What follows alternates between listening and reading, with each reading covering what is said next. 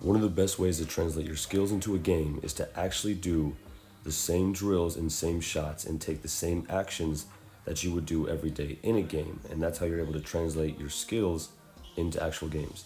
Today we're going to look at the shooting workout that Mikey and Jahzare go through and the shooting workouts that I put a lot of my players through and how you can use these drills to translate your shooting into actual games.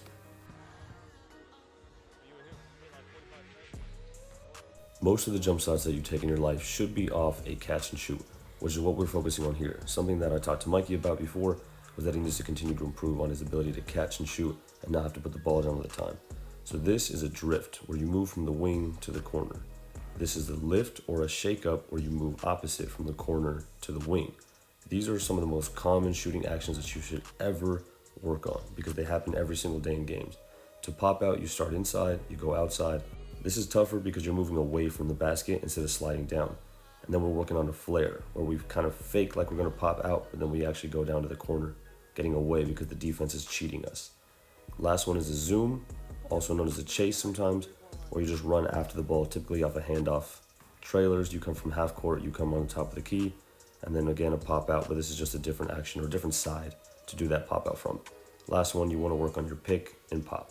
But these are some of the most common actions that you're going to see to shoot the basketball. Last one here is that dribble off a screen. This one's off the dribble. This shooting workout that you see here is actually after their hour-and-a-half basketball workout, all on skills and different actions, which I'm going to go ahead and post later. But last night when they were working on their shooting, we aimed to finish here with a lot of catch and shoot jumpers. We started in the corner. We worked on a couple of different actions that I spoke about earlier, being able to chase it, being able to pop out, be able to drift, etc. But everything we did here was going to be first to 5. Typically, when you're shooting, the goal is to not only just go to 5, of course this was after, but you want to always aim, and this is what I tell all my players, you want to aim to shoot until missing becomes weird. Every single day I get asked the question, how many shots should I shoot a day? How many reps should I get up every day? How many hours? How many? And that answer is different for everybody.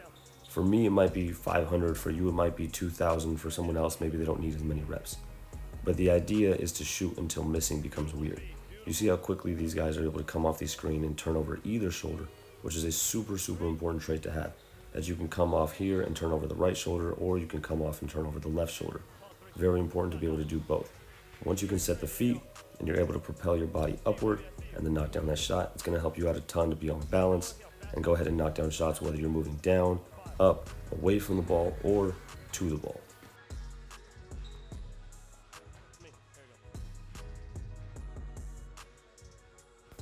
When you're going through your shooting workout, you want to aim to take 0 to 2 dribbles, primarily because the goal is to have confidence and build confidence to come out and catch and shoot the ball.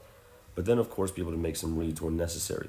So at times, of course, if we weren't just working on threes here, we would also add in some pump fake, one dribble to the basket, some pump fake hesitation pull-ups, some step backs, some things like that where you have to actually make a read off of it. But as of right now, we're just getting up reps.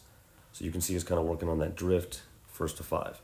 So your goal is to always shoot these types of shots where you drift to the corner, you lift to the wing, you pop out to the wing, to the corner, you're popping out top of the key, you're trailing at the top, you're coming to the ball, you're moving away from the ball, you're spacing it better.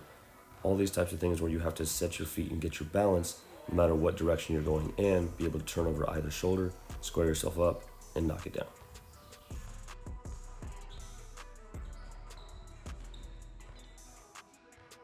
Mikey and Jahzare are fairly strong, so it's easy for them to shoot, but you can see ball low, hips low, and then the set point here right above the forehead, and then a one-hand release as the left hand doesn't push the ball at all. This helps you have beautiful rotation. Jahzare has a slight thumb flick, but he's able to get his shooting hand directly underneath the basketball and have good rotation on all his shots. Again, his goal is not to become an amazing shooter, but he does have to be able to hit free throws. The main thing we worked on with Jahzare's shooting is making sure that his left hand gets underneath the basketball, which now it does. Prior, it used to be a little bit more on the side. Now he's able to get it a little bit more underneath, have good arc and good rotation on it. These are the trailer shots we spoke about earlier. You see a lot of players come down on a fast break or a secondary fast break, and you got to be able to shoot that one top of the key. As long as it's not rushed and you're able to knock it down with good balance, even while you're running forward, this is a great shot to shoot coming down in transition, or an amazing way to attack a closeout if you can hit this shot, because it's easy to pump fake and drive straight downhill and then feed your corner shooters or be able to play out of different actions once you get your paint touches. This, of course, is a shortened version, but you did see us go off some drifts, some lifts, some zooms, trailers, and pop-outs. Things that, of course, players have to be able to do all the time, either moving or be able to catch and shoot. So what you want to do, if I had to put a number on things, what I would say is try to aim to make at least 8 out of 10 off of all these actions. Whether it's 0 dribbles first, and then you can play off 1 dribble, but even if you can't shoot 3-pointers, you could do the same actions from the mid-range. So you don't have to shoot threes. One of the biggest things that I say with shooters is that you have to earn it. So unless you can make 8 out of 10 from close, you don't deserve or earn the right to shoot from further. So always stay close, make at least 8 out of 10, and then go ahead and back up. But if you're able to make 8 out of 10, then shooting and making shots should become normal, and missing should become weird.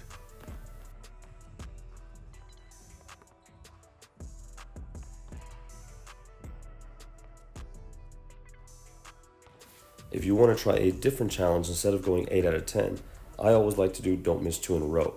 Although this is a bit easier because you don't have to shoot 80%, the nice part about it is that mentally it will challenge you to learn from all your mistakes. So if you do happen to miss a shot, similar to how sometimes you're going to see players miss shots, you want to try to do the best you can to adjust off of that miss, to definitely not miss again, and definitely not miss the same way. Because if you're missing short consistently or long consistently, then you need to figure out why, understand your form, and make the necessary adjustments. If it's going right or if it's going left, try to understand why that's happening. Where are you flicking the basketball? How is it coming up your shot path? Is your offhand involving in the shot? What is going on that's forcing that ball to go right, to go left, to go short, to go flat? Do you have enough arc on it? And I have tons of videos and drills and things like that to help you to shoot with better arc. I'll go ahead and explain a little bit more on the shooting form now, but essentially that's the best way that you can work on your shooting, is all of these game actions here that we talked about. Some keys here that you can pick up from just watching Mikey shoot. He's able to bring the ball up in a straight line. He has his shooting hand under the ball, and his guide hand is very soft. You can see that it's not pushing the basketball in any direction. He's able to bring it up in a straight line and finish with his elbow above his eyebrow, which is what you should do every single time that you shoot, so that way you can have good arc on your shot and allow that ball to fall into the hoop.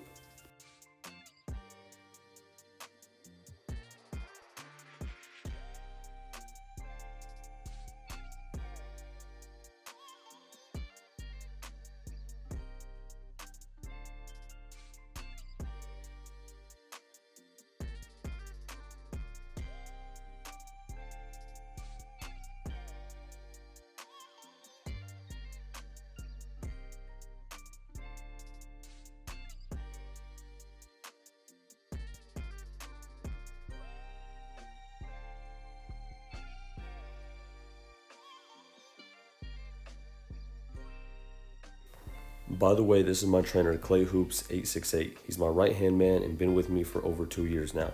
He has helped every single one of our players become better shooters and better players overall. He's my guy. If you want a personal shooting breakdown, someone to look at your form to tell you exactly what you need to fix in your shot, he's the guy. He's the one doing the shot breakdowns right now. DM him. There is a price for it. There is a cost, but it makes a world of a difference to have a professional look at your shooting form and tell you exactly what you need to fix to become a better shooter.